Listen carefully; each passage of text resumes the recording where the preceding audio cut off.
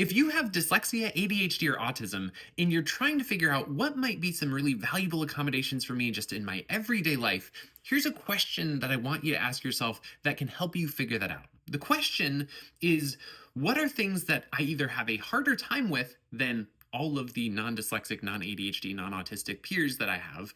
Or what are things that I avoid altogether simply because they represent a bigger challenge for me than others? And start there and then figure out, okay, what are things that I can do to alleviate the need to avoid or make them easier to do. I'm going to use dyslexia as an example to get real specific here. Dyslexic individuals tend to struggle with reading, myself included, as in reading takes more time and is more effortful and requires often a lot more repetition to comprehend than it would for a non-dyslexic person, which means that dyslexic individuals tend to avoid reading. I have a full bookshelf of books here, most of which I've never even cracked open. And if I look at that and I just get frustrated and I'm like, well, I'm just never going to read, then it ends there.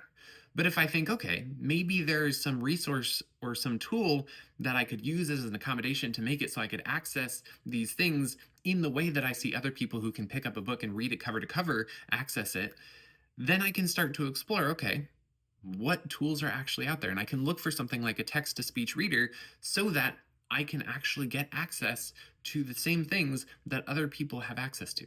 And that's the idea of accommodations. An accommodation is something that either gives you like a ladder up over something or removes a barrier in front of you to make it so that you can access something that someone else who is different than you could already access without the accommodation.